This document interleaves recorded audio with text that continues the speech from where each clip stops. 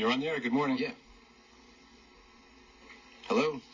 Hi, it's Tara Rosenblum. How are you guys? Tara Rosenblum. Hey. Tara. Let's turn to Tara. What's up? I was told Nice. to call in. I will say. I'm out on an interview, but I couldn't say no. I had to call in and check in. Okay. How are you today? Tara is a investigative reporter with News 12, and she has a piece on now that I like to commend Ed Markunis, too. Yes. It was dramatic footage. To take you into a building like that was burned out was unbelievably sent some powerful message, Tara, and nice work on your part. Yeah, very nice. I actually watched that this morning. Very, very nice work. Thank you, both of you. I appreciate that. It was jarring. You know, we had our jaws on the floor walking through that building. And just think about those firefighters that had to go in there and get that fire under control and take care of all the victims who were, unable to flee.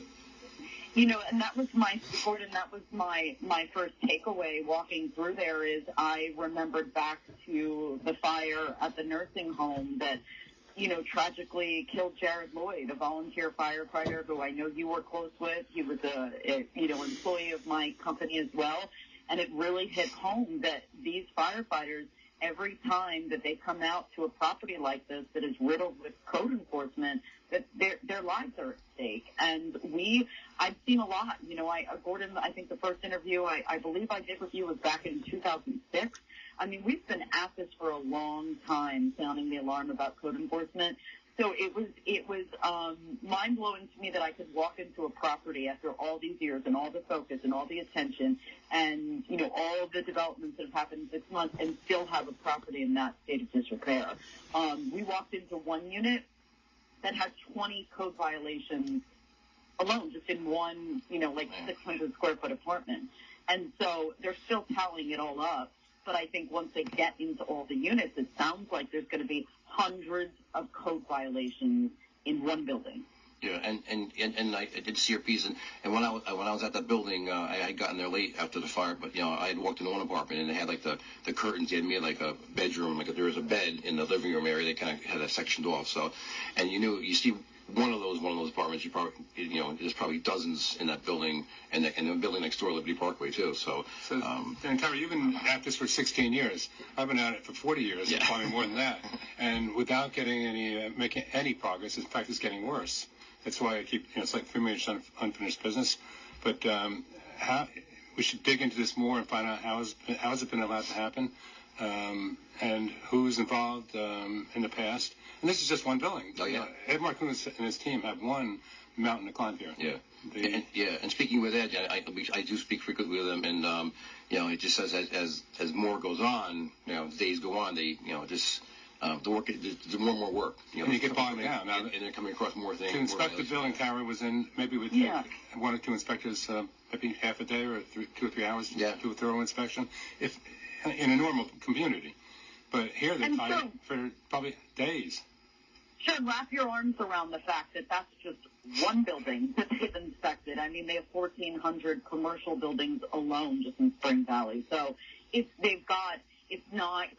very obvious. I'm not on the inside. I'm the reporter covering it from the outside. But even to me, it's very obvious that this is not going to be a quick fix. This is not weeks of work. This is years of work to unravel what's gone on. And you're right. And plus, there are probably hundreds, if not thousands, of buildings that have been converted illegally that aren't even in the system, that were built and have a seal for 1 or 2 family, and are 3 family, and far more than 3 families. And then I think in your piece you mentioned how some of the units were subdivided. They had they take a living room, make that into 3 bedrooms. They're doing that, going back 10, 15 years. We're seeing that in all these garden apartment complexes when you have fires that a high percentage of the units are illegally converted. Yeah.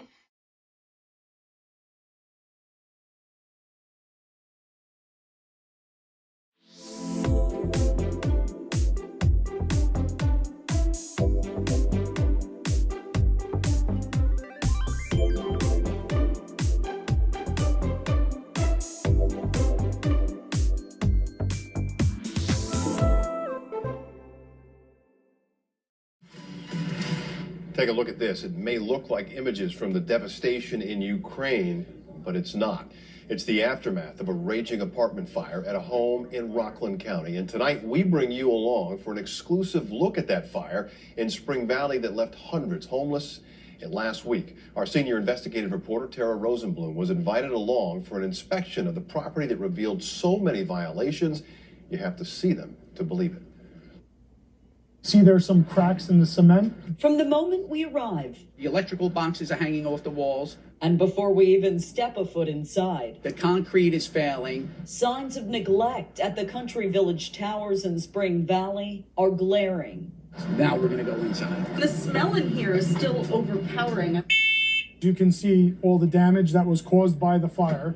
That fire broke out during treacherous winter storm conditions, leaving 4 people hospitalized and several hundred homeless. Does each apartment door close? 1 week later, the Rockland County Office of Buildings and Codes invited us along to survey the damage And there's no bedroom smoke detector in here. and their inspection process. This room is illegally constructed. So throughout the day, our cameras roll as hundreds of code violations are discovered. They've built a makeshift bedroom. Here you have a broken door. 20 violations in this unit alone. But the inspectors are even more shocked to uncover the condition of the main water supply for the building. This fire pump seals are completely shot. And then a stunning observation at the actual apartment where the fire broke out. The troubling thing about the frame is that it's not here, and that means that it was a wooden door. It wasn't a metal door that's required by a code. When was the last time this building was inspected? 2019. So was that wooden door not here in 2019? We don't know. We don't know. What is clear is that the owners of this building were cited multiple violations 3 years ago, requiring immediate repairs within 30 days. But Spring Valley officials never came back. If I'm trying to drill down, whose fault is it that it wasn't followed up on? I really can't say. It's just the latest example of lax code enforcement we've been fighting to expose in Spring Valley for more than a decade. Without the lack of manpower, it's very hard to Did make you the at any progress. point appeal to the leadership in Spring Valley and say, hey guys, I'm underwater. I can't keep up with the demands. I need help? Yes. Yes, we have. Multiple times. But now there's a new sheriff in town. It's a shame, and it's outrageous. Edward Markunis leads a new task force that is overseeing the Spring Valley Building Department following a first-of-its-kind takeover order issued by New York State officials last year. Why are we standing in this building with hundreds of residents that have outstanding violations for years? And it's not the first time. Last year, a deadly fire erupted at a local nursing home. Every day I replay the whole incident in my head. His dear friend, Jared Lloyd, a volunteer firefighter, lost his life in the flames. If you were crying, he'd be the one to make you laugh. While they know nothing can bring Jared back, the hope is Spring Valley will become a safer place to call home in the future. There's glass on the floor, One inspection and it's broken. at a time. Tara Rosenblum, News 12.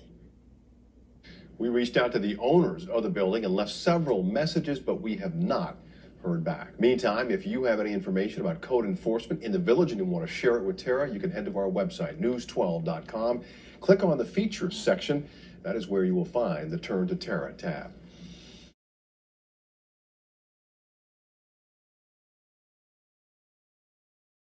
This is one heck of a mess. Now, And listen. after, after what we saw in the Bronx, just a few weeks ago, how is it that you have dozens and dozens of apartment units without smoke detectors in the bedrooms? Yeah, and that's listen, that's basic. We're talking about basic fire, prevention education, and a lot goes, I'm steering away from the work that needs to be done, but the building owners too. You own a building, you have property maintenance people, right? There's a responsibility there too on them to make sure they're working smoke detectors, carbon eye. And they go into a building because they have a leaky faucet or something else. While they're there, they should notice, there's no smoke Exactly, detectors. Or the smoke detectors have been removed. Yep. Or they're way, obsolete. But, one of the Spring Valley inspectors actually called here to justify how they don't go into the apartments. They only inspect the common areas, which would be the hallway, the boiler room, the electrical room, things like that. When that is true, you can't force your way in. But I found you can knock on the door and say, introduce yourself and ask how is the landlord doing with the heat and maintenance and all that. And a lot of people will let you right in. Yeah. But you need to do it, at least if you have 100 apartments, you should check at least 3, 4, or 5. Just to make sure that everything's okay. Yep. And people let you. And it takes a little extra effort, but they've been taught by the wrong, by attorneys and others in the village, in this case, in the town of Rappaport, in the town's case, that you're restricted. You can't do certain things. Yep. That's nonsense. Yeah, and one thing, and Gordon, you'll attest to it, and I wasn't a fire inspector in any large-scale community, or always in smaller villages, but, the one thing you find out is, like, when you come across a handful of violations, in this case there was, dozens, but the re-inspection is the hardest process, and that's time consuming. So if you go to a place, just say you have 5 violations, you write it up, you tell the owner or the occupant, and say, listen, here's your violations, please, have them corrected. And then you check back in a couple of weeks, and they did 3 of them, but there's 2 of them. Now you're waiting for, because they need to get an electrician in. They couldn't get over an electrician because they got to change lights. It's so the follow-up, that's one of the most tedious, time-consuming things during a lot of inspections. So it's and that drives into manpower. If you don't have enough manpower to do all this type of work and commit to it, it's very, very difficult. Oh, by the way, and you talked about the re-inspections. That was the big issue that we discovered this week at that apartment fire, is that in 2019, we know that there were multiple violations issued. Then the state law required that to be corrected within 30 days. And so the inspectors were not back at that property, we know, to make sure that those corrections happened. And why is that the case? And when we tried to drill down, the inspectors talked to us about the lack of manpower, that they didn't have the resources they needed to get through their workload and to get back inside. But, now that the county is involved, I asked them, do you have the resources you need? Do you think these re-inspections will happen? And they seemed optimistic that the tide will turn now. Tara, I believe that statement is true. That I know, going back to Joe Jack Russo and Walter Booker, they formally went to village board meetings and requested more manpower, and they were consistently denied. And half the time, inspectors were suspended for crazy things that would normally be handled. I'm getting a lot of texts. That means a lot of people are listening. One says, Gordon, tell Tara about your experience with the second floor in Albany, and tell her there would be a great follow-up story which you could help her with. That is true. I could help you with that. The second floor refers to the governor's office. Yeah. And if there's been restraints put on the various commissioners that have jurisdiction, like the Commissioner of Building and Fire Codes for the state of New York. And in my opinion, he's responsible for this mess. And just keep in mind that the monitors have been assigned around Rappaport and Spring Valley, and in Spring Valley's case, like 5 years. And these type of conditions exist. What in the world were they doing? I'm sure I know not Erica Krieger. I don't know what she was doing when she was still there when the Evergreen fire took place. But Gary Travers before that was going back to his bosses in Albany and saying things are bad down here, and giving them hard, cold examples, but yet they allowed it to continue. Yeah. And why? Because the governor of the state of New York was not allowing them to do their jobs, and we have clear evidence of this. So.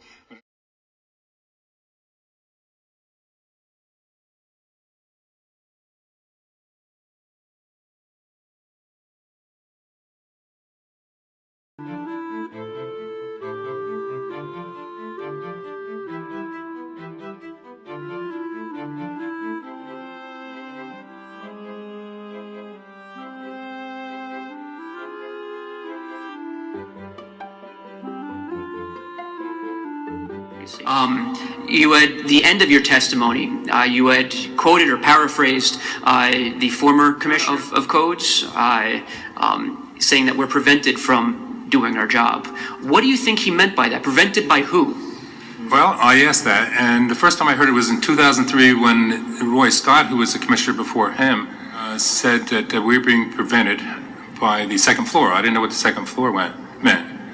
And I found out that it was the governor's office, apparently. That's how it's referred to in state government, second floor. This commissioner wasn't the only one who told me that. Other department heads have told me the same thing, that they are being prevented from doing their jobs. I've had commissioners apologize to me and say, we know you're right, but we're being prevented. Attorneys for the Secretary of State's office have told us we can't go into this community. We can't take action.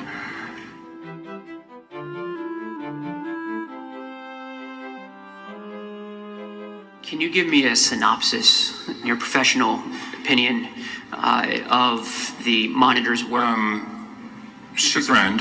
However, the only time she really spoke to me this whole time that she was at as a monitor was on the local radio station. I or someone else on the radio said, we believe she's drinking Rampo's Kool-Aid. And she was very angry about that. That was my pretty much only interaction with her as a monitor. And I find that strange, since we're the ones out in the field seeing this and filing the complaints. And by the way, I might add, there were a group of women in the state education department. I call them women of valor. There was one woman, and they came out in the field, found deplorable conditions in our private schools, really bad conditions, took photographs, took them back, and they actually got in trouble for this. Our district attorney at the time had to go to bat for this woman to make sure she didn't get fired. And they have a codes expert. He's an architect. He agreed, but wouldn't come forward. And the state of New York is still subsidizing schools that have dangerous conditions in them.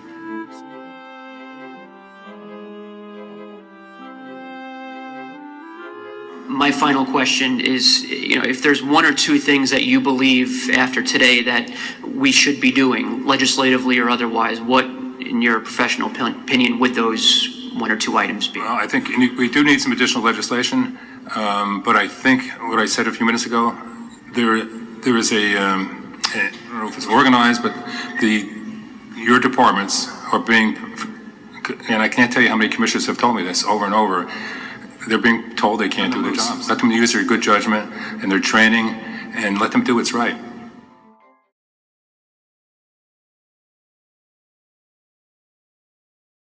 Whenever you're ready, Tara. That's a good suggestion. Whoever the texter is. To any of your viewers who are listening, I will let you know that we put out that story last night, quickly, and we wanted to get it to air because we thought it was timely and important for viewers of Rockland County to know the egregious conditions that were inside that building. But we are working on a much longer form story that will be airing in the coming weeks and months. I hope it's a half-hour report. That's what we're striving for, and it will basically be a continuation of our Playing with Fire coverage that we started with you, Gordon, actually, back, I don't remember the year, 2006, 2007, one of those early years. So we've been at this for a long time, and we're staying with the story because there's so many questions that remain unanswered. You talked about the state monitor.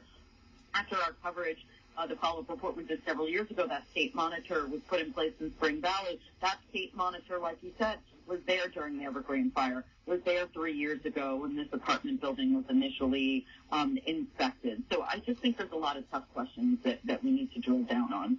And we are open to hearing from anyone who has a story to tell. And we want to hear from all sides, too. When we talk to supporters of Mayor Simon, we do know that he was not there back in 2006 when we started covering this. So we want to be fair to all sides. We want to hear from everyone. And we thank you, Gordon, for all the time you've given us over the years on this topic. It's, for me, on my priority list. There's so many issues that we try to tackle and look into. This is top on my list that I think we need to work on this year. Well, that's great. And listen, we can use the help. And what, for the listeners, what is your piece going to be running today? It ran last night in the 10 o'clock newscast, and it's online, so I can send it over to you if you didn't get the chance to watch it. No, I saw it. I thought it was fantastic. It was hard-hitting, and just the footage, it really got the viewers' attention. Plus, it was just a really, really powerful, hard-hitting presentation. And it does, judging by my text that I'm getting here, it's raising a lot of questions. How? And this is a major building. Yep.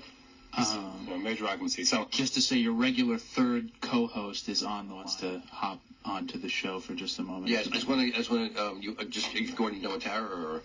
Yeah, Tara, listen, I really appreciate the help, and let's work and collaborate even more.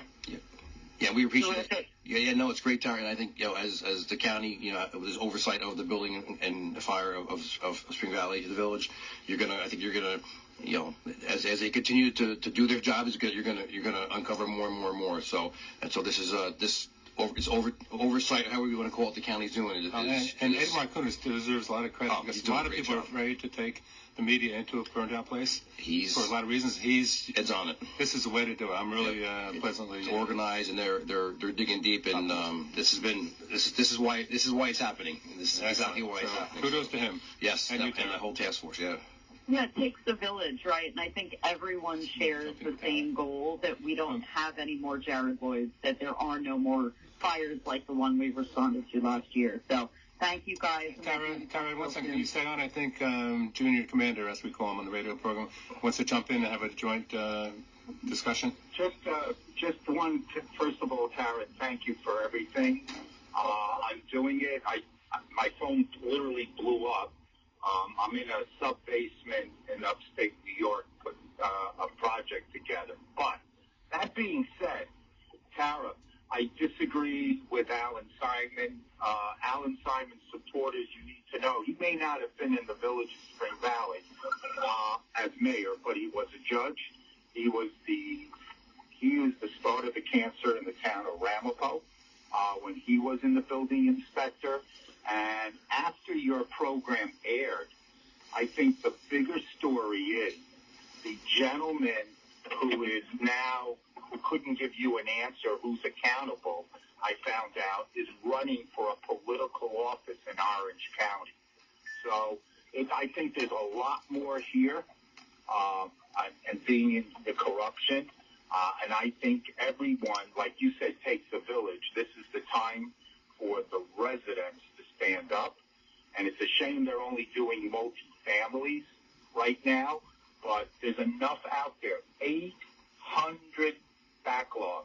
And Ed Day said earlier, they're at 5,000. That building alone, it has 100 violations. $5,000 per violation. That's serious coin. And as Gordon and I have said, and Chris knows this, you have the bad people to pay. You don't need to fund this with the current laws on the books.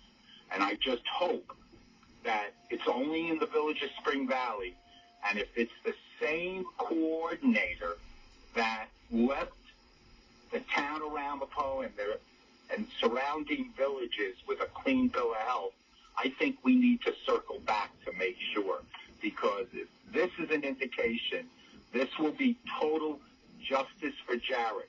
This man and that resident needlessly didn't have to die to get this done. That's all I have to say. They're calling me back to work, Tara. God bless you, Gordon and Chris. Take it, and I'll see you when I get out from the dungeon. Okay, great.